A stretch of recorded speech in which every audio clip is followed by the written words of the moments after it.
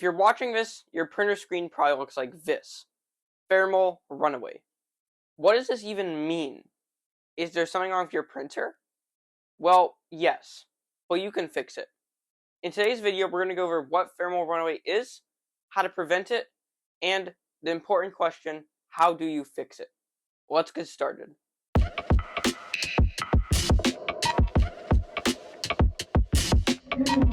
So what even is thermal runaway? Thermal runaway comes down to one problem, your thermistor. The thermistor tells the printer how hot it is, and so if it's not in correctly, it will cause issues like heating up forever. As you can imagine, heating up forever is not good. And so, all we need to do is take it out and put it back in. Let's get into how we do that. So now it's time to fix your problem with thermal runaway. Now, here I am on my Ender 3 Pro, which was having some problems with this. And so, we're going to start by powering off the printer and unplugging it. And so now that we've done that, we just don't want this thing to do anything while we're working on it. So what we're going to need is your small Allen key, some tweezers, and a Phillips head screwdriver for removing the thermistor. So we're going to start by unscrewing your fan shroud. Now on some Creality printers like my Ender 3 V2, it's next to it, it has a Phillips screw in the back. But in this case, we just have two tiny, I think it's M2.5 screws here. And that is what's going to come out. So for me, I have a CR Touch mounted to both my printers, so it makes me have to finagle around it a bit more. But there's one screw, and this is our second screw. Just going to get it out here. And now our fan shroud should come off quite, oh, I dropped the screw, but it'll be fine. So now our fan shroud can come off. So we can take it off. We can set our screws aside. And now we can just swing this fan shroud carefully over the back of the printer, because for right now we aren't going to need it.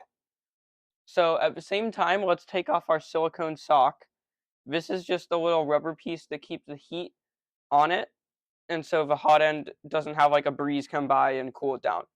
So here there's going to be 4 wires. You're going to have 2 wires for your heater right there, the red ones.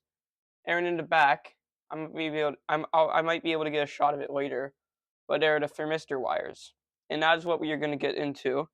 So we can grab our Phillips head screwdriver, and to the side of the printer there is one Phillips head screw, and we want to carefully remove it because that is what is holding our thermistor in place. So there it goes.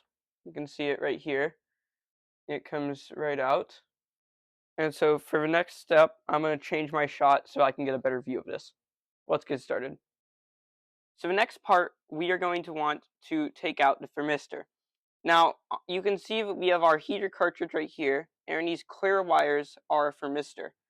And so we can grab our tweezers and just carefully, because these are very fragile, we want to be very careful, but there it goes. You can see there's your thermistor. That's what measures your printer's heat. And so now we can just nudge it back up and into its slot, push it in, make sure it's nice and snug in there. And then from here we can take our screw from earlier that we've just taken out, and we can put it right above. And you'll notice that there's 2 wires off of the thermistor. We want these wires to be around the screw, because the screw is going to pinch them a little bit so that they stay in place. And so we're just going to pinch those little wires so they stay in place, but not too much because we don't want to break them. There that goes, nice and a little bit snug. And so from here, we can reassemble our printer. We can bring our fan shroud and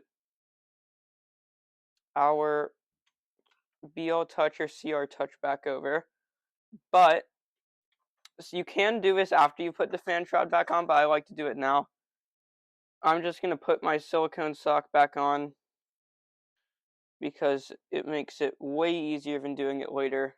I can do it later, it's just annoying. If you do a lot of printer maintenance, you'll find that it's really annoying to put things on after the fact when it's in its most annoying position. So now we can grab our Allen key from earlier, and we can screw everything back in to place. So we can grab our Allen key and move our fan shroud up, and we can just screw this right into place. Make sure it's nice and snug. And with this, your printer should be reassembled and ready to go. So now you could power it back on, and oftentimes you'll get a message that'll say print failed because the power outage protection, but that really depends.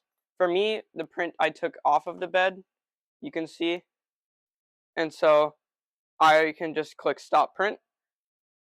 If you still have the print on the bed, then you could do resume print, but I don't really trust it for that. But yeah, thank you for watching. Hopefully the information in today's video has let you solve your problem with thermal runaway. Remember to share this with a friend that's having a similar problem. Have a great day. Goodbye.